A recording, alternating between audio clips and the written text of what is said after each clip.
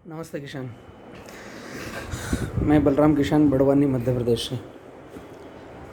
अभी कुछ दिनों से जो सामने डेटा आ रहे हैं फार्मर के लिए,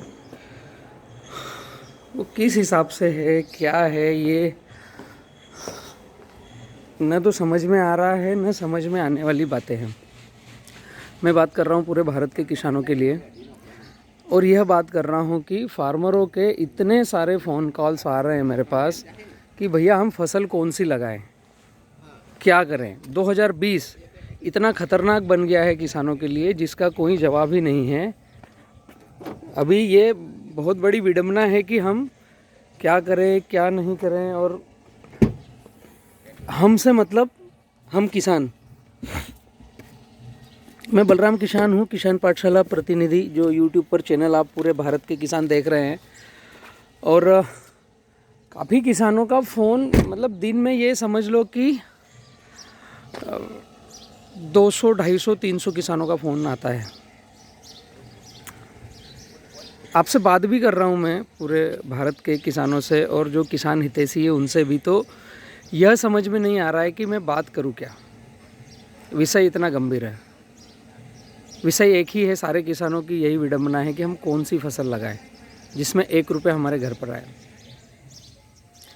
पुराना सिस्टम, जो रूढ़िवादी सिस्टम चल रहा था, जिसके तहत खेती कर रहे थे, वह यह सिस्टम था कि कोई भी अच्छी बड़ी कंपनी जो प्रोडक्ट बनाती है वो गाइडलाइन किसानों तक अवेलेबल कराती है, और किसान उसकी गाइडलाइन सुन करके खेती करते हैं। मतलब उसके प्रोडक्ट उपयोग करना है।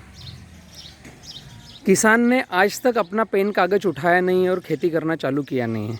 क्यों, मुझे समझ में नहीं आ रहा है कि किसान ऐसा क्यों नहीं कर रहा है। मैं आप सभी किसानों से बात कर रहा हूँ, ये समझ लो 2020 कितना खतरनाक है हम सभी के लिए, ये समझने वाली बात है।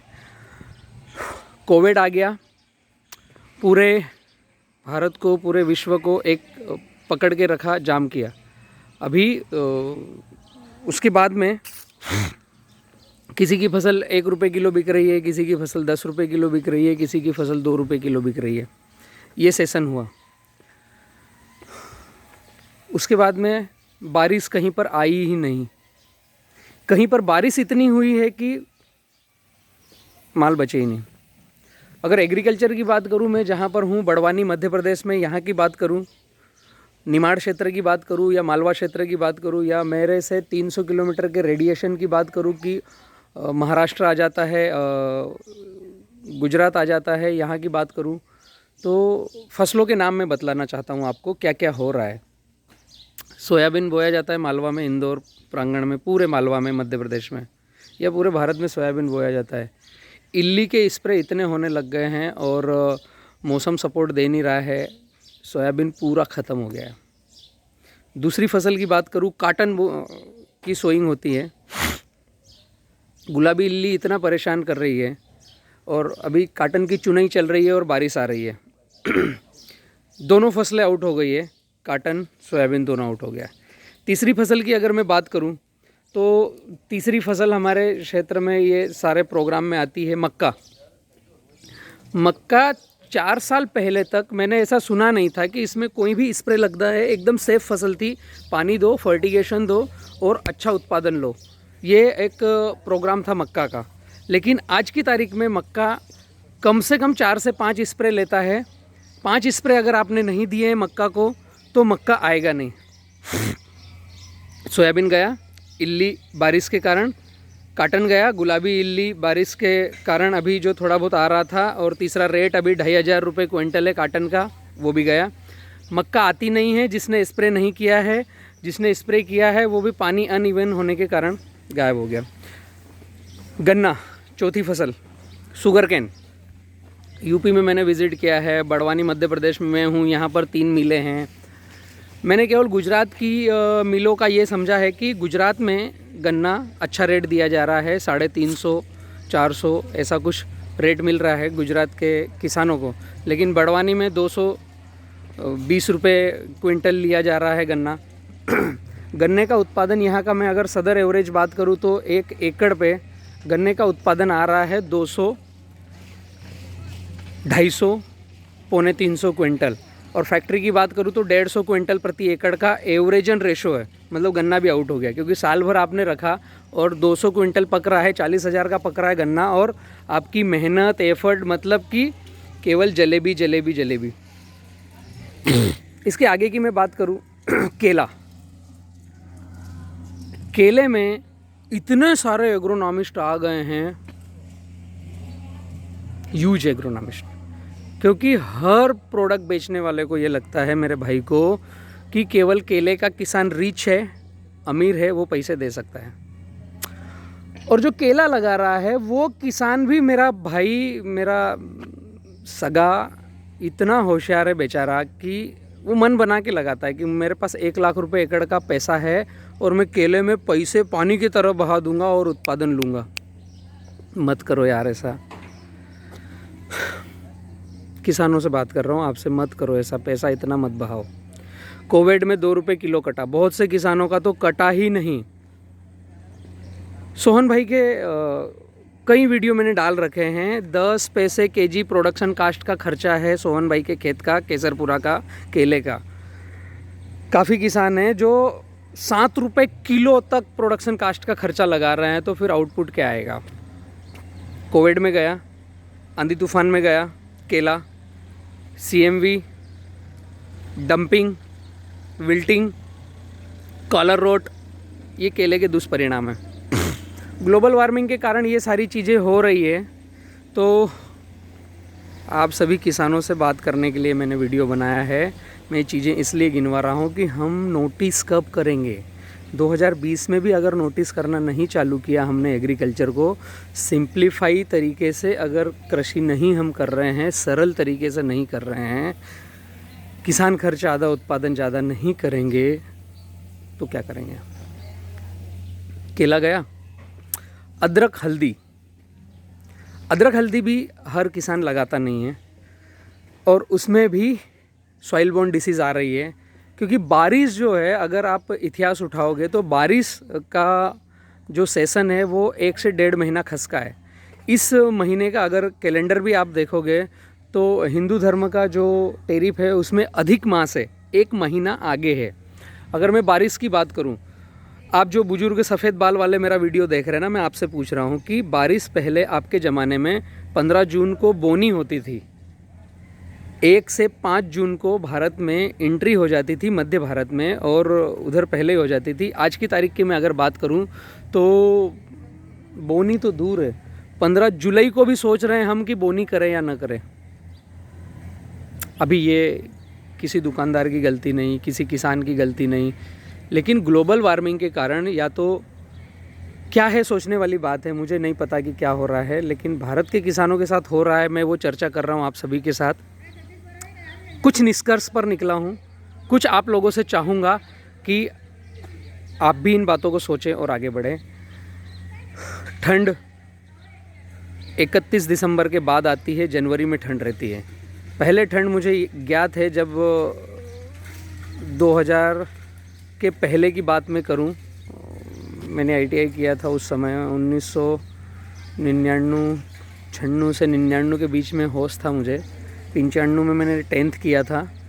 उस समय हम नवरात्रा का पंडाल सजाते थे। अभी नवरात्रा आने ही वाला है। नवरात्रा में रात में स्वेटर पहनना पड़ता था, बड़वानी मध्य प्रदेश में। आज की ये कंडीशन है तो कितने साल हुए, 20 साल, 25 साल, 96, 6 और 16, 23-24 साल हुए हैं। आज की ये कंडीशन है कि पिछले 2-3 साल से मैंने स्वेटर 31 दिसंबर तक नहीं पहना है। अगर मैं बाहर जाता हूँ यूपी तरफ, उत्तर भारत तरफ, तो मैं स्वेटर पहनता हूँ। हमारे यहाँ बड़वानी की मैं बात करूँ, ऐसा ही शायद सभी दूर हो रहा है। जो ठंडी नवरात्रा में अक्टूबर में आ जाती थी, वो ठंडी आज 31 दिसंबर तक नहीं आ रही है। और हैवी ठंड का टाइम अगर मैं बड़वानी की बात करूँ तो मुझे जनवरी का पहला सप्ताह केवल ठंडी मिलता है। ऐसा ही पूरे भारत में हो गया है। जो हेवी ठंड दिसंबर में थी वो जनवरी पे चली गई। बारिश जो जून में आ रही थी वो जुलाई में आ रही है। गर्मी जो मई में, अप्रैल और मई में आ रही थी, वो गर्मी अब जून में आ रही है। हेवी चिल गर्मी जो चमड़ी जला दे, जो लू चलती है, गर्म हवाएं, वो जून में आ रही है। कैलेंडर में अगर हम देखेंगे तो एक अधिक मास वाला एक इस साल 2020 में चैप्टर है। ये सभी चीज़ें जब मैंने समझी तो ये ज्ञात हुआ प्रकृति चेंज हो रही है, ग्लोबल वार्मिंग चेंज हमें कर रहा है किसानों को। अगर हम प्रकृति के नेचर को समझने के बजाय हम अपनी डपलियां बजा रहे हैं तो हमें प्रकृति आउट कर देगी, फसल पकने नहीं देगी। पपीता की मैं बात करूं, इस साल हमारे बड़वानी मध्य प्रदेश में काफ़ी पपीता लगता है। बड़वानी, खरगोन, धार, ये पूरे जो 4-6 क्षेत्र हैं। और मैं किसान पाठशाला पर हूँ यूट्यूब चैनल पर, तो पूरे हिंदुस्तान के पपीता किसान भी मुझे कुछ कुछ भेजते हैं। गुजरात में लगती है, महाराष्ट्र में लगती है, आंध्र प्रदेश में लगती है, यूपी में पपीता लगती है। जितने मेरे पास डिटेल्स आए हैं 70% पपीता निकल के रोटा चला दिया है, रोटावेटर, और दूसरी फसल आ गई है। और 30% जो पपीता बची है उसमें वायरस है। नीचे से तना जो आता है यहाँ से कॉलर से गल के गिर रहा है। ज़्यादा पानी कहाँ पर हुआ तो नीचे के पीले पत्ते होकर ख़त्म हो गए, ऊपर से पकड़ गया है, या रिंग स्पॉट वायरस आ गया है, या येलो मोजेक आ गया है। मेरा कहने का मतलब है इस साल 2020 में जिसने भी किसानों ने पपीता लगाया, जो मेरे पास डेटा है, 70% तो रोटावेटर चला दिया, 30% ख़त्म हो गया। अभी अगले 2021 में अप्रैल मई में पपीता का रेट देखना 20 रुपये प्लस होगा। उस समय फिर किसान भगेंगे कि बहुत अच्छा पपीता था, वापस पपीता लगाएं, पैसे कमाएंगे। भगना बंद करो। ग्लोबल वार्मिंग को नहीं समझ रहे हैं, प्रकृति को नहीं समझ रहे हैं तो पैसा बनने वाला नहीं है। फिर अगले साल 70% निकल के फेंकेंगे। बहुत बड़ा साइज है 70%। मूंगफली वाले किसान परेशान हो रहे हैं गुजरात के, भैया इसमें वाइट ग्रब बहुत आ रहे हैं, गोबरेला कीड़ा। अभी फसलें ही ख़त्म हो गई है, कौन सी फसलें लगाएंगे? फुल फ्लावरिंग का काम ख़त्म कर दिया है कोविड ने। कहीं पर भी कोई फुल फ्लावरिंग जैसा रोज़गार है ही नहीं। कोविड के इसमें कोई यूज़ ही नहीं कर रहा है। तो शहरों के आसपास जो दिल्ली, मुंबई और पूना, इंदौर के आसपास जो गेंदे के फूल और इनकी कर रहे थे वो ख़त्म हो गया है। अब बचता है वेजिटेबल की अगर मैं बात करूं, टमाटर की, तो विल्टिंग इतनी आ रही है। अब उसमें और नए अपडेट्स आ गए हैं, नए वैज्ञानिक आ गए हैं कि ग्राफ्टेड टमाटर लगाओ, जिसकी कीमत 5 से 10 रुपये पौधे की है। 1 एकड़ में 8 से 9 हज़ार टमाटर के पौधे लगते हैं, और ग्राफ्टेड टमाटर हम 10 रुपये का एक लगाएंगे, 90,000 के केवल पौधे लगाएंगे। तो एक चीज़ हर किसान लगा नहीं पाएगा। दूसरी चीज़, विल्टिंग का इलाज मिल नहीं रहा है, सब बड़े बड़े एग्रोनॉमिस्ट थक गए हैं। मिर्च की मैं बात करूं, मिर्च निमाड़ का हीरा, निमाड़ की हीरोइन मिर्च। एक समय ये था कि नर्मदा बेल्ट पर या नंदुरबार बेल्ट पर, यहाँ से महाराष्ट्र का कोना एक लगा हुआ है, एशिया क्षेत्र की सबसे बड़ी मंडी है हमारे यहाँ पर, जिसका नाम है बेड़िया। बेड़िया में मिर्च की एशिया की सबसे बड़ी मंडी है मिर्च के लिए। आज वहाँ पर किसानों के यहाँ देखने जाएंगे तो मिर्च है या नहीं है, ये बहुत बड़ी समझने वाली बात है। पूरा वायरस में ख़त्म। काफ़ी किसानों के वीडियोस आ रहे हैं कि एंटीवायरस बीज दिया और मिर्च ख़त्म हो गई, और केस कर रहे हैं कंपनियों पर। कुल मिलाकर के किसान थक तो चुका है, लेकिन अभी भी रुक कर बैठ कर समझ नहीं रहा है। मैं ये वीडियो इसलिए बना रहा हूँ। ये सब बातें होने के बाद में मोदी जी कभी भी आकर बोल देते हैं अब मैं 3 अध्यादेश बना रहा हूँ। अभी इसको क्या कहूँ मैं। किसानों के लिए 3 अध्यादेश, काफ़ी आंदोलन, कुछ को इंजरी हुई, कुछ को चोट लगी, कुछ खुश है कि नए अध्यादेश आ गए, अच्छा है। मतलब यार, प्रकृति सपोर्ट नहीं कर रही है, व्यापारी मित्र सपोर्ट नहीं कर रहे हैं, गवर्नमेंट सपोर्ट नहीं कर रही है, या इन तीनों के सिक्के के पहलू दूसरे हैं। ये मैं बात कर रहा हूँ किसान की तरफ से। कि व्यापारी रेट नहीं देता है, प्रकृति क्लाइमेट नहीं दे रही है, गवर्नमेंट अध्यादेश लेकर के आई है जो किसान को मार काट कर फेंक देगी। ये किसान के तरफ की भावनाएं हैं, कुछ किसान के तरफ की। हर सिक्के का दूसरा पहलू है। सिक्के का एक तरफ हेड है तो दूसरी तरफ टेल है। सिक्के का दूसरा पहलू, रुको समझो देखो क्या है दूसरा पहलू। दूसरा पहलू ये कहता है कि व्यापारी रेट नहीं दे रहा है। वहीं पर सिक्के का दूसरा पहलू है कि मेरे पास सैकड़ों व्यापारियों के, इंटरनेशनल व्यापारियों के फ़ोन आ रहे हैं कि भैया इंडिया में जो हमें चाहिए रेसिड्यू फ्री कोई फ्रूट, सब्जी, केला, फल, अनाज नहीं है, हम कैसे एंट्री करें।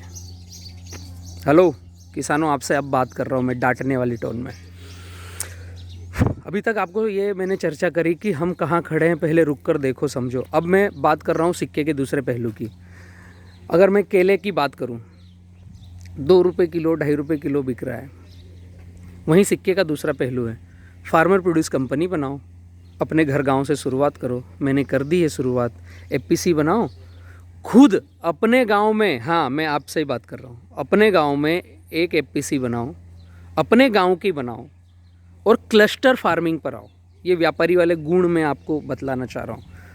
इंटरनेशनल व्यापारी को चाहिए रेसिड्यू फ्री। अब इसके नॉर्म्स हैं, क्वालिटी, क्वांटिटी और कंटिन्यूटी। ये 3 अगर प्रोग्राम पर हम किसान एकजुट होते हैं, एक किसान ने केला लगाया तो उसकी कोई वैल्यू वक़्त नहीं है और कुछ उसका 5,000 10,000 पौधे का कोई वजूद नहीं है। उसको लोकल व्यापारी लेके जाएगा, उसके मनमाने रेट लगाएगा। जो नए अध्यादेश आए हैं वो नए अध्यादेश 50% गलत है, 50% सही है। ध्यान से देखिए, मैंने भी देखा है, पढ़ा है। पुराने जो कानून थे उसमें भी 50% सही था, 50% गलत था। अब ये समय बीतेगा जब पता चलेगा। किसी भी गवर्नमेंट को आ बेल मुझे मार करने की कोई आवश्यकता नहीं है। पुरानी गवर्नमेंट ने भी ये सोचा था कि ये चीज़ें किसानों के हित में रहेगी तो मेरी वाहवाही होगी और मुझे वोट ज़्यादा मिलेंगे। इस गवर्नमेंट ने भी यही सोच करके बनाया है। ये पागल नहीं है, खाना सभी खाते हैं, ये बीजेपी वाले भी। जो हमें मार्केट में लग रहा है कि बीजेपी ने 3 अध्यादेश बना दिए हैं, तो इन्होंने भी, इनकी जो सलाह की टीम होगी या इनको जो भी इनका ओरा मंडल होगा, जो ये जहाँ से इन्होंने एडवाइस ली है वहाँ से ये 3 अध्यादेश लॉन्च करने के लिए इन्हें सपोर्ट मिला होगा। तो इन्होंने ये सोचा होगा कि ये 3 अध्यादेश आने के बाद में किसान की आय 4 गुनी हो जाएगी, हमें तो 2 ही गुनी करनी है, तो हम फिर वोट बैंक के मालिक बन जाएंगे। ये खैर उनकी सोच है। ये इस पर मैं बोलूँगा जब भी गड़बड़ है, मुझे बोलना नहीं चाहिए राजनीति नेतागिरी में। लेकिन जो आंदोलन हो रहे हैं उसके लिए मैंने कुछ कहा था। उन अध्यादेशों में एफपीसी का प्रावधान है, ये एक अच्छा पहलू है, ये जो मैं बता रहा हूँ आपको। बुरे पहलू बहुत सारे हैं, वो आप सभी को पता है। अच्छा पहलू जो है, पॉजिटिव बात करें, अब वो तो बन गए हैं, नए वापस लेने वाले हैं, तो इनमें से अच्छा क्या है, उसमें हम क्या कर सकते हैं। भारत सरकार ने एक छोटी सी पहल लॉन्च करी है कि पूरे भारत में 10,000 एफपीसी बनना चाहिए। ये अच्छी बात है। मैं आपको बोल रहा हूँ, जो ये मेरा वीडियो देख रहा है, और इसे 1000 किसानों तक आपको शेयर करने की जिम्मेदारी है। फेसबुक, व्हाट्सएप, ट्विटर, लिंक्डइन, जहाँ पर भी आप शेयर कर सकते हो। एफपीसी क्या है, आप खुद किसान इकट्ठे हो जाओ और रजिस्टर्ड हो जाओ, उसे कंपनी का नाम दे दो, फार्मर प्रोड्यूस कंपनी, ये एफपीसी है, ताकि कोई भी आपसे डीलिंग करना चालू करे। सिंगल किसान से नहीं करेगा, यूनिट से करता है कोई भी बड़ा व्यापारी। दूसरा, उसमें रेसिड्यू फ्री की गाइडलाइन चालू करो। अगर आपके पास नहीं है तो किसान पाठशाला यूट्यूब चैनल पर जाओ, जहाँ से ये आप वीडियो देख रहे हो, वहाँ पर 1233 नंबर का एक वीडियो है जिसका शीर्षक है रेसिड्यू फ्री खेती या किसान खर्च आधा उत्पादन ज़्यादा। वो वीडियो देखो। कहीं किसी के पास जाने की आवश्यकता नहीं है, मुझे भी फ़ोन लगाने की आवश्यकता नहीं है। वो वीडियो देखिए, आपको सारा डेटा मिलेगा। रेसिड्यू फ्री खेती कैसे करें, किसी भी फसल की कैसे करें। आप ये मत समझना मैं केले के बारे में बोल रहा हूँ। केला, पपीता, नींबू, मूंगफली, आम, जाम, सीताफल, अंगूर, XYZ। हाँ, मैं फिर से आता हूँ कि केले के किसान हो और आपने, उदाहरण दे रहा हूँ, एक एपीसी बनाया तो मेरे पास सैकड़ों इंटरनेशनल व्यापारियों के फ़ोन कॉल्स हैं जो मैं अब यूट्यूब पर पब्लिश करूँगा। और आप जो किसान एपीसी बना रहे हैं या जो मैं बी किसान की एपीसी बना रहा हूँ उसमें भी शामिल हो सकते हो, या आप खुद बनाइए तो मैं आपको नंबर दे देता हूँ। लेकिन रेसिड्यू फ्री फार्मिंग चालू करो जिसमें हार्मफुल पेस्टिसाइड्स फर्टिलाइज़र न हो और जो कैंसर का, कोरोना का और इन सब महामारियों का कारण बनता है वो ना हो।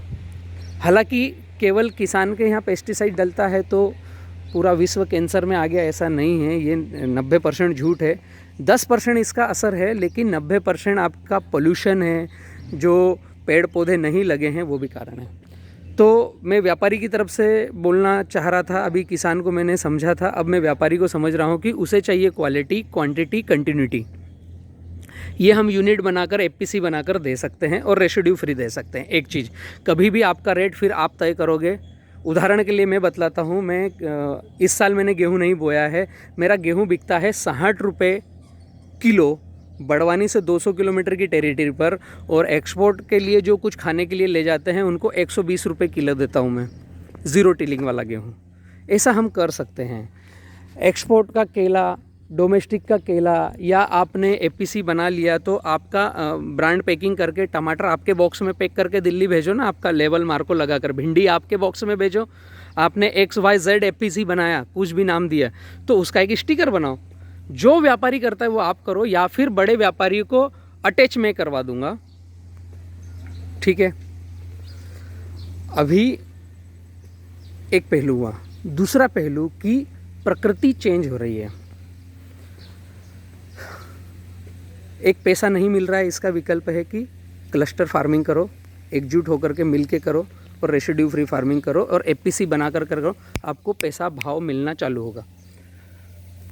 दूसरा, उत्पादन करते समय हमारी प्रोडक्शन कास्ट क्या है। हम जो भी उत्पादन कर रहे हैं, हमें किसानों को समझना चाहिए। पेन कागज़ लेकर बैठें और पहले फ्रेमवर्क बनाएं कि मैंने 1 एकड़ का केला लगाया या 1 एकड़ का गन्ना लगाया तो ये मेरे पास खर्च करने के लिए है और ये आउटपुट आएगा और इस मार्केट में बिकेगा। जिस दिन बीज रोपण कर रहे हो, जिस दिन पौध लगा रहे हो, जिस दिन दाना डाल रहे हो, उसी दिन पता चलना चाहिए कि ये हम कहाँ बेचेंगे और किसको बेचेंगे, तो ही दाना डालो, वरना रेंट पे दे दो और किराना दुकान खोल लो।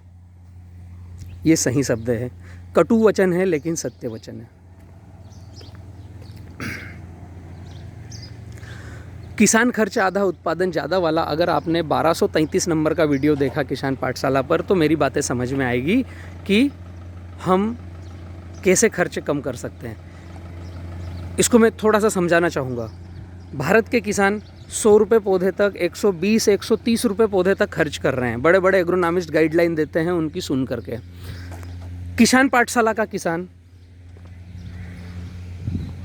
क्या बतलाऊँ यार मैं, प्रोडक्शन कास्ट का खर्चा 10 पैसा प्रति केजी का है, केवल लेबर है, 100 रेसिड्यू फ्री है।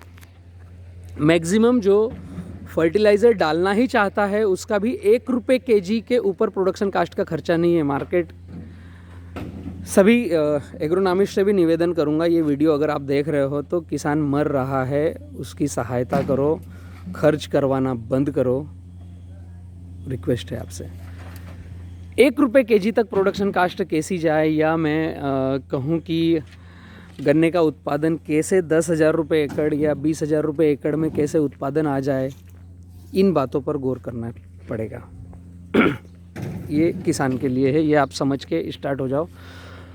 अभी प्रकृति चेंज हो रही है, ग्लोबल वार्मिंग हो रही है, तो पूरे भारत वालों के लिए मैं ये बोलना चाहूँगा कि एक पौधा ऐसा है जो 30% ज़्यादा ऑक्सीजन देता है और वो आपको आय का काम भी करेगा। दूसरे भी बरगद, पीपल पे ये भी ज़्यादा ऑक्सीजन देते हैं, लेकिन हमें ग्लोबल वार्मिंग से बचना है तो कार्बन ज़्यादा से ज़्यादा सक होना चाहिए। गड़बड़ी वाली जो गैसें हैं उनको ज़्यादा से ज़्यादा सक करे, उसके लिए आपके सामने आएगा एक नाम, बांस का, बाम्बू का। जो भी मेरी वीडियोस देख रहा है, एक पौधा घर पर, पड़ोस में, किनारे पर तब भी लगाओ, और खेत अगर है तो खेत की मेड़ पर कम से कम 1 एकड़ में 50 पौधे लगाओ। ये बांस का पौधा है। ये बांस जो है ये मेरा प्रांगण है। इस प्रांगण में मैंने करीब 50-100 बांस लगा रखे हैं। ये रेवा फ्लोरा टिश्यू कल्चर लैब है मेरा। यहाँ पर मैंने काफ़ी सारे बांस लगा रखे हैं। अगर आप देखोगे तो इधर भी मिलेंगे। ये ऑक्सीजन सबसे ज़्यादा देता है और जहरीली गैसों को सबसे ज़्यादा सोखता है। एक चीज़ तो ग्लोबल वार्मिंग में ये सपोर्ट करेगा। दूसरी चीज़, ये मेरे पीछे पहाड़ दिखाता हूँ मैं। ऐसे बिना कपड़े वाले पहाड़ काफ़ी हैं पूरे भारत में। ये पीछे जो दिख रहा है पहाड़, मैं एपीसी जो बना रहा हूँ उसमें पहाड़ों को कपड़े पहनाने का एक मेन काम है। उसी काम के तहत मैं एपीसी बना रहा हूँ, लेकिन मुझे दाल रोटी चल रही है, बिज़नेस के लिए नहीं है। और दूसरा, किसानों के लिए एक मॉडल रहे कि हम एक यूनिट होकर के कैसे ज़्यादा पैसे में हमारा माल बेच सकते हैं। तो सभी पूरे भारत के किसान से जुड़े हुए, किसान हितैषी, बिल्डर्स, व्यापारी या XYZ, वो भी ये मुहिम में शामिल हो और इन पहाड़ों को बाम्बू से भर दें या दूसरे पेड़ पौधों से भर दें। बांस से इसलिए कि आगे बांस पर इंपोर्ट के लिए रोक लगा दी है। 2000 से ज़्यादा प्रोडक्ट बनते हैं। सबसे ज़्यादा ऑक्सीजन देने वाला ये पौधा है और एक बार काटोगे तो वापस 30 दिन के अंदर उतनी ही हाइट हेल्थ पर, उतने ही पत्तों के रूप में आने की शुरुआत करेगा और 90 दिन के अंदर वैसे की वैसी अवस्था में आ जाएगा। 4 साल के बाद हर साल बांस काटा जा सकता है और 90 दिन में उतनी ही अवस्था पे आ सकता है। जैसे उदाहरण में बतलाऊं कि किसान कोई सी भी फसल लगा रहा है, 1 एकड़ में अगर मेड़ पर उसने 50 बांस के पौधे लगाए हैं और 50 पौधों में से एक पौधों में से 5 मात्र बल्लियां मिल रही है और 50 पौधों की बल्लियां अगर गिने तो 250 बल्लियां हैं चौथे साल से। और 250 बल्लियों को अगर वो बंडल बना करके लंबी सूखा करके रखता है, जो वैरायटी 30-40 फीट की जाती है, जैसे मैं अगर उदाहरण दूं, बालकुआं वैरायटी 30-40 फीट की जाती है, तो एक बल्ली 100 रुपये की कम से कम बिकना है। 250 बल्ली मतलब 2 जीरो पीछे लगेंगे, 25,000 रुपये एकड़ का उसका नेट प्रॉफिट है किसान का मेड़ पर। 1 एकड़ में 200, 200, 200, 200, चार तरफ 200, 200 फीट होता है, तो एक 200 फीट पे केवल 50 पौधे लगा दो, बाकी आप जो खेती कर रहे हो वो करो। तो ये क्या होगा, तीसरे साल चौथे साल से आपकी एक फिक्स्ड इनकम हो जाएगी। अगर आपका 2 एकड़ है तो 100 पौधे लगाओ, 20 एकड़ है तो 1000 पौधे लगाओ मेड़ पर। खेती तो जैसी कर रहे हो वैसी करो। तो एक तो आपके गांव में ऑक्सीजन का प्रमाण बढ़ेगा, हर किसान लगाएंगे तो। दूसरा, अनेक इंडस्ट्रीज़ आ रही है, काफ़ी बड़े बड़े खिलाड़ी आ रहे हैं अगले 10 साल में। ये 2020 है, 2025 से 30 के बीच में जो यू टर्न हो रहा है एग्रीकल्चर का, 7वें आसमान पे जाएगी एग्रीकल्चर भारत की। जिस हिसाब से मेरी इंटरनेशनल व्यक्तियों से बातें हो रही है और जो बाम्बू में काम हो रहा है या सभी एग्रीकल्चर के फ्रूट्स पर या काम हो रहा है, उसके तहत किसान को थोड़ा सा सब्र रखना है। आने वाला टाइम हमारा ही है, आपका ही है, किसानों का ही है। बाम्बू पर अगर हम जाते हैं, मेड़ पर खेती जो हो रही है वो होने दो, तो ग्लोबल वार्मिंग में सपोर्ट होगा, ऑक्सीजन का लेवल बढ़ेगा, हमारी आय में सपोर्ट होगा और हम जिस खेत से इनकम ले रहे हैं, सोयाबीन, कपास, मक्का, केला, चावल, मूंगफली जो भी ले रहे हैं, तो उसकी इनकम जो आना है। लेकिन ये मेड़ पर अगर 50 पौधे लगते हैं तो आपकी आय में बढ़ोतरी होगी, ग्लोबल वार्मिंग में सपोर्ट मिलेगा। दूसरा, कोई भी पेड़ पौधा लगाएंगे, बरगद, पीपल, नीम, तो उसे समय लगता है और वो आपको इनकम नहीं देता है। वो तो लगाना ही है। जो मैंने बताया कि ये खाली पहाड़ दिख रहे हैं, ऐसी जगह होने पर, जिस भी गांव में, जिस किसान के गांव में ऐसा खाली पहाड़ हो, साथ में जो आप एपीसी बना रहे हो उसमें एक प्रावधान रखो कि हमें इनको कपड़े पहनाना है। पेड़ पौधे लगाना ही है, उसमें बांस भी रखो और बाकी सभी तरह के रखो, लेकिन फ्रूट्स वाले पौधे रखो ताकि उनसे आपकी आय आए।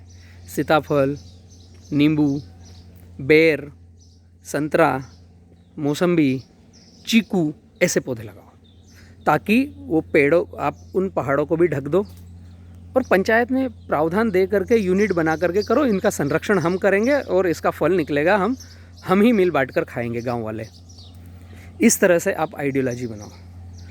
तो ग्लोबल वार्मिंग में सपोर्ट मिलेगा। ये जो एक एक महीना खसक रहा है अननेसेसरी, कभी भी कोई भी इल्ली का अटैक, टिड्डी दल का अटैक, ये जो हो रहा है इसमें सपोर्ट मिलेगा।